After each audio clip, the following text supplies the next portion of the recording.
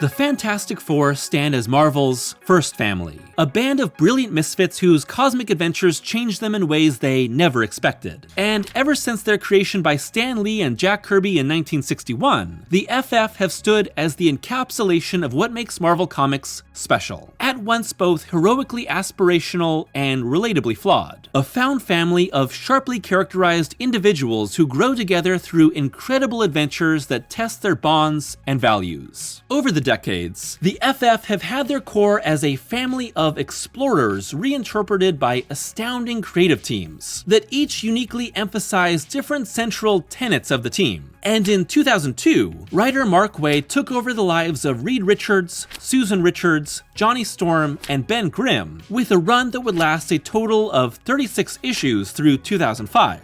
Largely brought to life by the late Mike Wieringo, creating a modern classic Fantastic Four run. Over the course of Waid and Wieringo's time, the Fantastic Four would encounter new challenges, the return of a villain hell-bent on destruction, unimaginable loss, the chance at redemption, and ideas that test the bonds of reality. But for all its grand exploration and strange new worlds, this is the story of a family that breaks apart, reforms, and finds the strength to move forward together. This is the story of Mark Waid and Mike Wieringo's Fantastic Four. Prior to Waid and Wieringo taking over, the FF had been in a multi-year time of flux, never quite finding their footing or enjoying the type of success of decades past. Post Heroes Reborn from 1997 onward, don't even get me started, the Four had continually shifted creative teams, with Scott Lobdell, Chris Claremont, Carlos Pacheco, Carl Kessel, and several fill-in teams taking control over the course of 60 issues. Not exactly the place you want your comic to be in to build any sort of devoted readership. So, having been recently placed in charge as editor on the book, Tom Brevoort looked for a strong voice that could bring the FF back to popularity. With a certain segment, there was a sense that FF had become passé, said Brevoort. It was the old book. While it had historical significance, it wasn't the fresh, young thing. But Fantastic Four was always my book, the characters I cared about and liked the most. So I wanted to scrub it up, to make it fresh and work again in a primal way for the audience of that period. So that was my goal in reaching out to this team. In Brevoort's eyes, it needed to be Mark Waid, who had made a name for himself with work at both DC and Marvel and who had recently left both for CrossGen, and Mike Wieringo, most well known for his distinct, more cartoonish approach on both Flash and Superman during the 90s. To make a big splash and help readers reinvest in the new direction of the FF, the team's first issue, number 60, was sold for 9 cents in August 2002 and features the very meta-framing device of an advertising team trying to repackage the Fantastic Four for a Marvel universe that had grown tired of them. The issue works as a way to reintroduce the FF to new or lapsed readers while also softly resetting the team for a new era. Reed, Sue, their children Franklin and Valeria, Johnny and Ben are all here, and fairly close to the status quo most people would be familiar with, but they seem fresher and younger. Obviously, Wieringo's art helps with this. These aren't old-timers stuck in the 60s, but modern explorers and scientists ready to find the limits of today's world. In Waid's eyes, who as a writer has a knack for bringing characters back to their origins while still feeling modern, the FF were Imaginauts first, not superheroes. Wieringo's art leans into cartoonish figure work, with thicker lines inked by Carl Kessel, who also served as a lifelong FF fan story consultant. Wieringo uses an exaggerated illustration of action and a bent toward comedy, but his characters are full of life and incredibly emotive, with every panel absolutely bursting with life. While it may be natural to think of his art as being best suited for a lighthearted story, and he's extremely talented at comedy throughout the series, it's also great for the series' darkest moments. Wieringo creates characters that you quickly care about, and it makes the danger all the more terrifying. While there's not a strict narrative through line to Waid's long-term story, it has a larger cohesive idea to it all. The struggle of a family that experiences a terrible tragedy, and how they break apart and reform in the aftermath. While some of the FF's craziest challenges come at the end of the run, the biggest and most horrific challenge happens within the first dozen issues, in the form of the Unthinkable arc. Here, Dr. Doom returns to destroy the team, but instead of technological attacks or full-scale warfare, Doom embraces the dark, magical side only briefly seen in stories like Triumph and Torment. And to longtime fans of Doom, who often walks the line between villainy and nobility depending on the writer, Unthinkable is hotly debated, as this is a truly evil Doom, sacrificing the life of the only woman he ever loved to build armor from her flesh, and harnessing the power of hell to torture the FF. For a run that's often defined by its brightness and humor, Unthinkable is truly dark.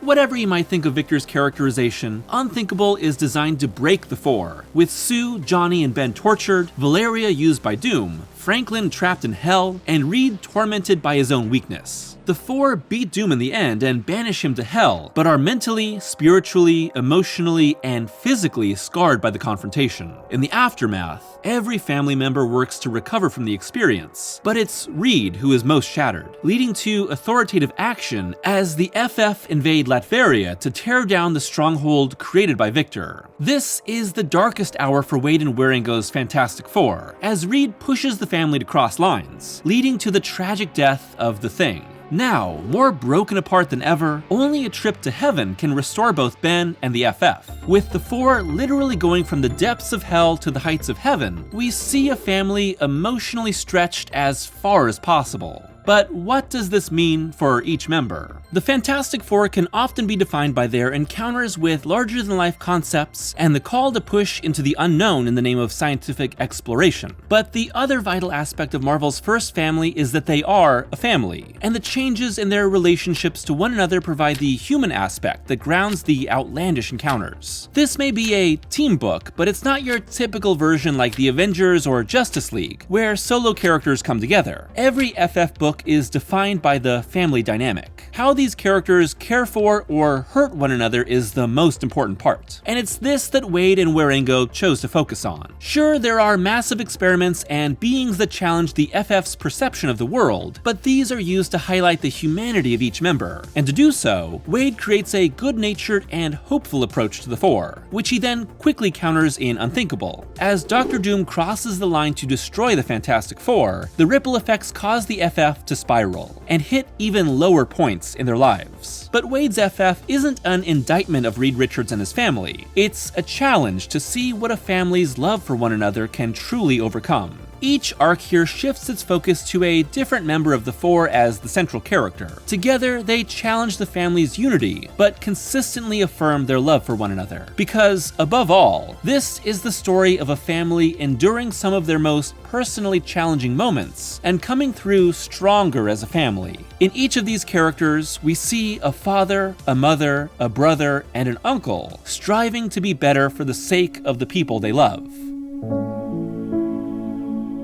Reed is a challenging character for a common reader to relate to, a genius that can often seem detached from humanity or even bad at being a husband or father. Regarding his major inspiration at the start of the run, Waid said, "What I focused on was that everybody loves Sue, everybody loves Johnny, everybody loves Ben, nobody loves Reed. Reed is nobody's favorite character, so my question was, could I make Reed your favorite character? Could I drill down on that? My inspiration was Buckaroo Banzai, but a little older and more seasoned." That focus is evident right from the start, with Waid letting Reed take down his guard in a rare moment of admission to the infant Val. Once upon a time, there was a very arrogant man who did something very stupid. Without proper preparation or shielding, he took his friends through a wave of radiation that made them all something other than human. His guilt was unbearable and deserved. These were the people he loved, and he destroyed their lives. Thanks to him, they were fated to be freaks, lab specimens or worse, unless he changed that fate somehow, unless he made the world see them for what they were. 3 of the best and bravest people anyone could hope to meet. So he refused to let them operate in secret. He gave them a home in a city of 8 million, and he gave them costumes and a flying car, and he encouraged them to parade around with some pretty outlandish names.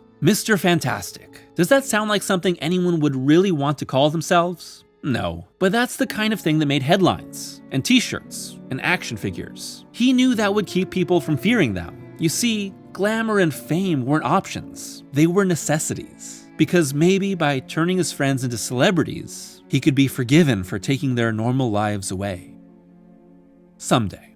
Through so many challenges, losses, and moments of personal conviction, Reed truly grows. Sue Storm has always been the strongest member of the FF, not just in the power that she has, but in the deep emotional and mental strength she has when compared to the aloof Reed, the immature Johnny, and the tormented Ben. Over the course of these issues, Sue undergoes constant physical changes, but remains as a constantly powerful woman. And while Waid gives Sue great characterization, she gets the short end of the stick here compared to the other members of the Four. Sure, Sue saves the day at several critical moments, and her role here is a far cry from the early days of Stan and Jack, where Reed would tell her to stay out of the way so the boys could take charge. But it's not exactly like the Invisible Woman has many shining moments here. Sue is the bedrock of the Four, but at times that can feel like a woman being the solid home base for the adventures of other men. There are better runs for Sue, and God knows there are a lot worse, but Waid's Invisible Woman is a strong character without a truly great story. Johnny has always been the immature but fun youngest member of the Four, but at times it can feel like he's stuck in permanent adolescence. I guess that's what happens when 60 years of comics add up to no more than 10 in comic book time. And here, Waid sets Johnny on a path of unavoidable maturity. First, it's Sue forcing him to become the FF's CFO in a sink-or-swim role that ends in near disaster. Later, it's Johnny forced to deal with the idea of being less popular than Spider-Man because of the FF's Latvian invasion. A brief romance turned tragic brings Johnny low, and in his biggest challenge, he's forced to grapple with the biggest display of responsibility as Galactus's new herald, holding life and death in his hands and finding a solution to a seemingly impossible situation. Johnny may shift forward and backward in maturity depending on the writer, but Waid's run is a firm progression in the Human Torch stepping into a new era.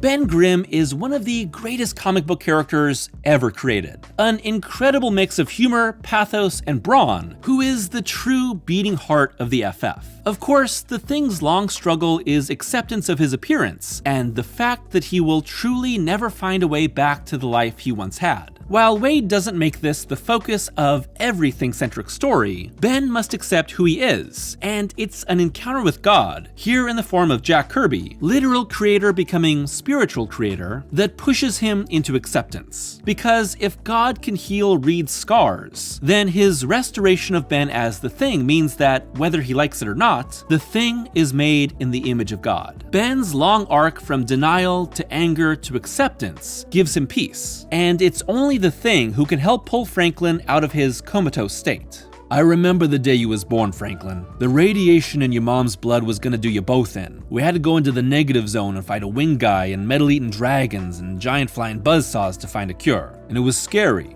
and it was dangerous. And cause it was all about you, it was a good memory. My point, and I got one, is this. Safety ain't all it's cracked up to be. Not if you live a life worth the risks. Sure, I could've wallowed over one lousy break instead of facing the world. And some days, I still do. I backslide, and you're gonna do that too. It's hard not to. You're gonna get lost in the bad. But so long as you got folks around who love ya, you gotta remember, tomorrow can always be better. At the very end, after highs and lows, death and rebirth, Ben accepts who he truly is when Reed tries to save him from his monstrous appearance by taking on the curse himself. It's a really beautiful way to cap off this run that has been defined by each member accepting their place in a larger family unit. Despite the critical success enjoyed by Waid and Wieringo, FF sales were strong but never a major blockbuster at Marvel, combined with the financial hole created by starting the run off on a 9-cent debut, and the creative team ran into several confrontations with then Marvel president Bill Jemas. Jemas, well known for his controversial editorial micromanagement during his tenure, demanded that Waid reboot the title right after the Unthinkable arc, with the FF fired by the US government, kicked out of the Baxter Building, and becoming working-class heroes. When Waid didn't want to change his just-started run, Jemas fired him and Wieringo quit in solidarity. Brevoort and I were just gobsmacked by this. Just speechless, said Waid, and there was no arguing with Bill. So we actually took a stab at trying to give Bill what we thought he wanted without destroying the FF. We planned a story arc in which Reed had been forced to brainwash the entire family, including himself, into this basic scenario for reasons I forget. But Bill decreed that it was too little too late, and one Friday, poor Brevoort called me to tell me that I didn't have to bother with the next script because Bill had already written it himself and had dropped it on his desk. I was fired. It seemed as if the run that had revitalized the FF had been cut short after barely getting the chance to breathe. And when the news broke, fans were in such an uproar that Newsarama, who broke the news, crashed from traffic. But, as luck would have it, delays prevented Jemas's desired story from immediately moving forward, and he was soon removed from his role as president. The result was that Jemas's idea was eventually used for Roberto Aguirre Sacasa's Marvel Knights 4 book, and Waid and Wieringo were quickly rehired to continue their run. The turnaround was so fast, and Waid, with fill-in artist Howard Porter, had already worked so far ahead on the authoritative action arc that the result was no disruption to the run despite their impromptu firing. In the context of all the behind-the-scenes reshuffling, Hereafter feels like the perfect capper to the Waid and Wieringo time, and it was briefly intended to be the end until Brevoort encouraged the creative team to keep going. As it is, the Four's trip to heaven stands about 2/3 of the way through the run, and feels like its true high point, with everything after feeling like a good but unnecessary expansion of their storyline. Dysfunctional, which sees the FF fight a new version of the Frightful Four, and Rising Storm, where Johnny briefly becomes the Herald of Galactus, are good if not great arcs. Still, in the context of the team getting the chance to keep going, they feel like a deserved encore. With characters you love this much and art this great, why not have a little more? As it stands, issue 524,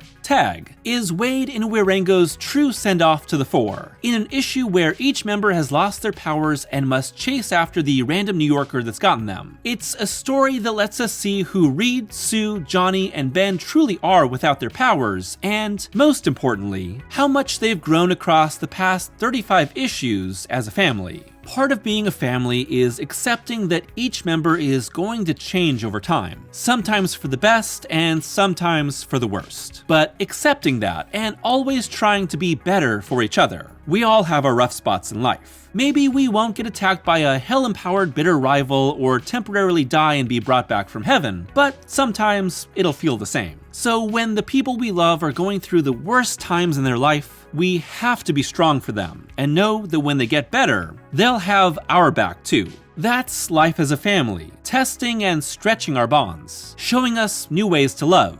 It may be scary or strange or exhausting, but in the end, it can be fantastic. In the 2 decades since Waid and Wieringo's story, the Four have gone through continued changes, new highs, being at the center of Marvel's biggest event ever, disappearing from Marvel for years, and eventually returning. But Wieringo would pass away in 2007 at the age of 44 from a heart condition. An immense talent gone too soon, and annually remembered through the Mike Wieringo Comic Book Industry Awards. Fantastic Four would be some of Wieringo's final work, with his last published comic being the Spider-Man and the Fantastic Four miniseries. Together, they are a testament to his talent, and what this special family means to so many.